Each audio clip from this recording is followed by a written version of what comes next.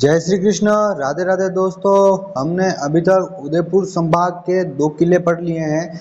चित्तौड़गढ़ का किला जो चित्तौड़ में स्थित है और दूसरा किला कुंभलगढ़ का किला जो राजसमंद जिले के अंदर स्थित है। इन दो को पढ़ा है। अब हम उदयपुर के अंदर जो एक किला है सज्जनगढ़ दुर्ग उदयपुर के अंदर इसको पढ़ने वाले हैं। जो सज्जनगढ़ का दुर्ग है उस सज्जनगढ़ का दुर्ग का निर्माण सज्जन सिंह जी ने करवाया। किसने करवाया? सज्जन सिंह जी ने। इसे मेवाड़ का मुकुटमणि कहा जाता है। क्या कहा जाता है? मेवाड़ का मुकुटमणि कहा जाता है। ये उदयपुर में स्थित है। उदयपुर में फतेह सागर जो झील है उसके पास में बंसधरा की पहाड़ियां है। बासंदरा की पहाड़ियां या बंसधरा की पहाड़ियां, इन पहाड़ियों के ऊपर ये दुर्ग बना हुआ है। इसका निर्माण महाराणा सज्जन सिंह जी करवाते हैं और इनके द्वारा ये जो दुर्ग का निर्माण करवाया गया जिसे मानसून पैलेस कहते हैं। क्या कहते हैं? Monsoon palace. क्योंकि जो भी मानसून आता है ना तो सज्जनगढ़ जो बंसधरा की पहाड़ियों पर बना हुआ है वहां पर बारिश को सबसे पहले देखा गया। क्या देखा गया? देखा गया। वहां से अनुमान लगाया जाता है कि वर्षा कितने दिनों में होने वाली है, तो इसका अनुमान लगाया जाता है। तो सज्जनगढ़ दुर्ग को और क्या कहा जाता है? तो मानसून का पैलेस कहा जाता है। किसका? मानसून का पैलेस। यह किला पर्यटकों के लिए क्या है? बहुत ही बड़ा आकर्षण का केंद्र बना हुआ है क्योंकि ये सफेद मार्बल और संगमरमर से बना हुआ दुर्ग है।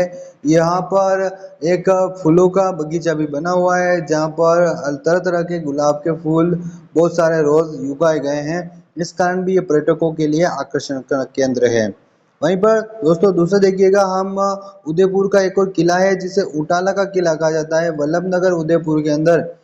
यह वही दुर्ग है दोस्तों जहाँ पर चुंडावतों और सुकावतों के बीच में हरावल भाग में लड़ने के लिए जो युद्ध हुआ था वो उटाला के युद्ध के नाम से जाना जाता है, जो सन 1600 में हुआ था अधिकार को लेकर यहाँ पर आपके हरावल भाग में लड़ने के लिए।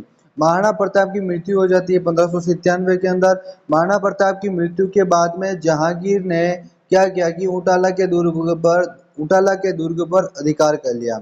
इस दुर्ग पर अधिकार करने के लिए अब जो महाराणा अपने अमर सिंह जी है उन्होंने क्या किया? उन्होंने कहा कि इस उटाला के दुर्ग में जो भी इस उटाला के दुर्ग पर विजय प्राप्त करेगा, उटाला का युद्ध हुआ इसमें जो भी विजय प्राप्त करेगा, यहाँ पर जहांगीर की सेना को जो भी हराएगा उसे हरावल भाग में लड़ने का मौका दिया जाएगा। उस समय यहाँ का मुगल का जो सिपह सालार था वो था कायम खान। कौन था? कायम खान। यहाँ पे देखिएगा जो उटाला का युद्ध है उसके बारे में क्या हुआ। मेवाड़ की सेना में चुंडावतों को हरावल युद्ध सेना में अग्रिम भाग में रहने का अधिकार।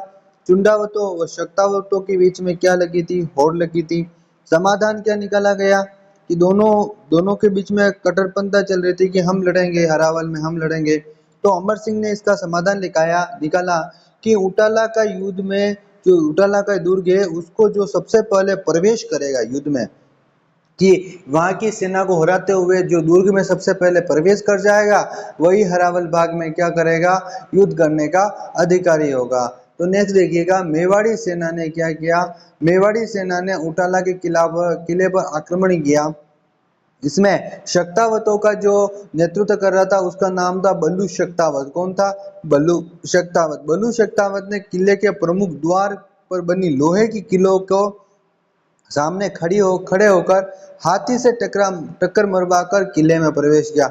अब देखिए जैसे ही हाथी, अब ये कहानी क्या होती है, उटाला के युद्ध पर जैसे ही उटाला का युद्ध होता है, उटाला के दुर्ग पर आक्रमण होता है तो बल्लू सत्तावत तो दरवाजे की तरफ से आक्रमण करता है और यहाँ पर जो जैत सिंह चुंडावत था, चुंडावतों का नेतृत्व करने वाला जैत्र सिंह चुंडावत, वह पीछे की ओर से आक्रमण करता है दीवारों की तरफ से। तो यहाँ पर देखा गया कि जो बड़े बड़े हाथी थे वो उस उटाला के दुर्ग को मार रहे थे। यदि वो जो उनके जो लोहे की उनके ऊपर परत लगी होती उससे मार रहे थे, लेकिन उस किले के बाहर की तरफ जो बहुत सारे किले लगे होते हैं बड़े बड़े, उससे हाथी घायल हो रहे थे और वो दरवाजा नहीं टूट रहा था। तो उनको सपोर्ट करने के लिए बल्लू सत्तावत ने सेना से कहा कि इसके आगे मुझे बांध दो, मैं सबसे पहले दुर्ग में प्रवेश करूंगा। तो बल्लू सत्तावत का यह त्याग याद रखा जाता है। उसने अपने हाथ को हाथी के सूंड के आगे बंधवा दिया और फिर टक्कर मरवाई जिससे हाथी घायल नहीं हुए और सारे किले उस बल्लू सत्तावत के शरीर में घुस गए। इस प्रकार बल्लू सत्तावत की वीरता को याद रखा जाता है। लेकिन इधर जैत सिंह चुंडावत भी कम नहीं थे, वो कृष्णदास चुंडावत के पुत्र थे। कृष्णदास चुंडावत कौन है? तो कृष्णदास चुंडावत जो आपके महाराणा प्रताप के ससुर जी है ना, उनके पुत्र थे। कृष्णदास चुंडावत महाराणा प्रताप के ससुर जी नहीं, कृष्णदास चुंडावत वह हैं जो महाराणा प्रताप को शासक बनने के लिए सपोर्ट करते हैं। क्या करते हैं? सपोर्ट करते हैं। तो जैत सिंह चुंडावत ने मुगलों की बंदूक की गोली से घायल हो गए थे, तो इन्होंने अपना एक सिर काट दिया। क्या काट दिया? सिर। और काट के किले के अंदर फेंक दिया। लेकिन बल्लू सत्तावत लेट हो चुका था दरवाजा तोड़ने में, उससे पहले ही जैत सिंह चुंडावत का सिर अंदर जा चुका था।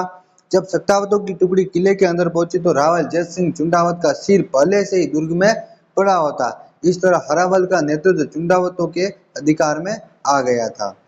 इसी प्रकार देखिएगा नेक्स्ट एक दुर्ग और है भैंसरोडगढ़, जो चित्तौड़गढ़ के अंदर स्थित है। एवं सलूम्बर के क्षेत्र के जो प्रमुख किले हैं उनके बारे में भी देख लेंगे। जो भैंसरोडगढ़ का जो किला है वो चित्तौड़गढ़ में रावत भाटा के निकट है। कहाँ पर? रावत भाटा के निकट में कौन सा दुर्ग है? यह आपका भैंसरोडगढ़।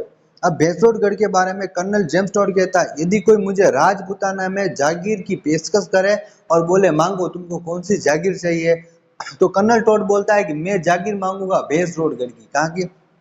भैंसरोडगढ़ की।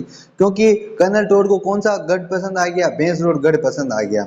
अब यह दुर्ग किस प्रकार की जलदुर्ग की श्रेणी में आता है? कहाँ पर बना हुआ है? चंबल और बामनी नदियों के संगम पर पहाड़ी पर बना हुआ है। कहाँ पर? चंबल और बामनी जो नदियां होती हैं उनके संगम पर पहाड़ी पर बना हुआ है। इसे राजस्थान का वेलोर कहते हैं। क्या कहते हैं? राजस्थान का वेलोर कहते हैं। इसका निर्माण किसने करवाया? तो ये एकमात्र ऐसा दुर्ग है जिसका निर्माण व्यापारी करवा रहे हैं, कोई शासक नहीं करवा रहा है। भेषा शाह नामक एक व्यापारी था। कौन था? भेषा शाह। और रोड़ा नामक क्या था? बंजारा था। इन दोनों ने पर्वतीय जो लुटेरे होते हैं उन लुटेरों से अपने धन की रक्षा के लिए इस दुर्ग का निर्माण करवाया। किसने? भेषा शाह और रोड़ा बंजारा ने। यह राजस्थान का एकमात्र ऐसा दुर्ग है जिसका निर्माण किसने करवाया? व्यापारी ने। कर्नल टोड का वाक्य याद रखना, यदि मुझे कोई राजपूताना में जागीर संपत्ति की पेशकश करे तो मैं भैंसरोडगढ़ को चुनूंगा। वहीं पर मैं आपको यहाँ पर सराड़ा किले की ओर ले चलता हूँ। जो सराड़ा का किला है सलूम्बर में है, जिसे मेवाड़ का काला पानी कहते हैं। क्या कहते हैं? मेवाड़ का काला पानी कहते हैं। अब जब हम 1857 की क्रांति पढ़ेंगे ना, तो जो प्रमुख नेता हुए थे उनमें से किन किन नेताओं को इस सराड़ा के किले में बंदी बनाया गया उनको वहां पे पढ़ेंगे, अभी नहीं पढ़ेंगे। ओके, सराड़ा का किला हो गया। नेक्स्ट देखिएगा जो सलूम्बर और चित्तौड़ और प्रतापगढ़ के जो दुर्ग है और अन्य महत्वपूर्ण उनके बारे में। सलूम्बर में सलूम्बर दुर्ग स्थित है। बेंगू दुर्ग चित्तौड़गढ़ में। घोगुंदागढ़ उदयपुर में। तोहन दुर्ग कांकरोली राजसमंद के अंदर। प्रश्न आया हुआ है तोहन दुर्ग कहाँ है? तो कांकरोली राजसमंद में है। जानागढ़ किला कहाँ है? जानागढ़ किला प्रतापगढ़ में है। वहीं पर देखिएगा सेवना दुर्ग। कौन सा दुर्ग? सेवना दुर्ग प्रतापगढ़ में। छोटी मांझी साहिबा का किला किसका? छोटी मांझी साहिबा का किला कहाँ पे? ये किला है आपका प्रतापगढ़ के अंदर। तो दोस्तों ये सारे किले क्या थे? इंपोर्टेंट किले थे, इनको आप याद कर लीजिएगा। चित्तौड़ हमने पढ़ लिया, हमने कुंभलगढ़ पढ़ लिया, यहीं पर भैंसरोडगढ़ और आपका सलूम्बर का किला और यहाँ पर आपका ऊंटाला का किला और ये सारे किले हमने पढ़ लिए हैं। तो आपको इनको याद करना है। नेक्स्ट वीडियो में हम यहाँ पर आपके कोटा संभाग के किलों के बारे में पढ़ना शुरू करेंगे, जिनमें राजस्थान का प्रमुख जल दुर्ग घाघरों का किला हम पढ़ेंगे। तब तक के लिए आप सभी को टम्मो अकेडमी परिवार की ओर से जय श्री कृष्णा, राधे राधे।